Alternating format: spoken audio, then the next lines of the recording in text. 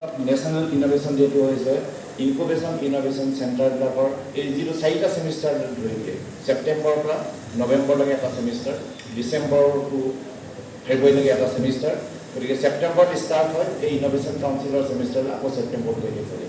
Prothom to semester Incubation Innovation Council prothom to semester prothom to quarter prothom to কাৰ্যসূচী আমি আজি হাতত লৈছো আৰু এই কাৰ্যসূচী হৈছে কি এটো ministry of incubation council government of ইন্ডিয়াই এখন গাইডলাইন বনাই থৈছে গোটেই বছৰ অনুষ্ঠানবিলাকে কি পাতিব লাগে গতিকে তাৰে এটা কাৰ্যসূচী হৈছে celebration of the national innovation day.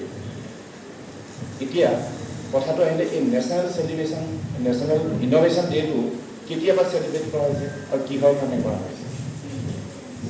ইনোভেশনটো যেটো সৃষ্টি এই সৃষ্টিটো এই পৃথিৱীত মানুহ যেতিয়া আহিছে তেতিয়াই সময় সময় বিভিন্নটা ইনভেনশন হৈছে আৱিষ্কাৰ হৈছে। ভাৰতবৰ্ষত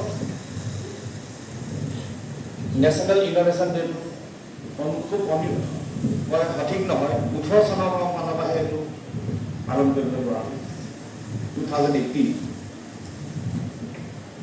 তাৰ গুৰিতে হৈছে কি ভাৰতবৰ্ষখনত বহু মনিকী আছে যেনেকৈ এসময়ত আমাৰ ৰমন আছিলে এতিয়া আমাৰ সাম্প্ৰতিক সময়ত APJ আব্দুল কালাম ভাৰতবৰ্ষৰ দ্ৰুততম ৰাষ্ট্ৰপতি যাক জনতাৰ ৰাষ্ট্ৰপতি বুলি কোৱা হয়। One of the eminent scientists of this country, one of the greatest scientists of this soil, one of the greatest innovators of this country.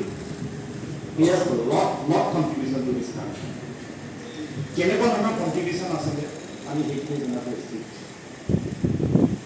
গতিকে প্ৰথমে মই আব্দুল কালামে আমাক কি দি গ'ল যাৰ কাৰণে তেখেতৰ যিটো জন্মদিন আজি তেখেতৰ জন্মদিন এই জন্মদিনটো সেলিব্ৰেট কৰিবলৈ আমি কি কৰিছোঁ নেশনাল ইনোভেশন ডে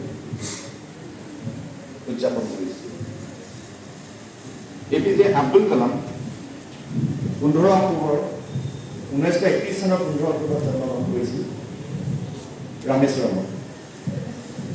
তেখেতে ভাৰতবৰ্ষৰ বহুতকেইটা defence research organisation institute leadership দিছে।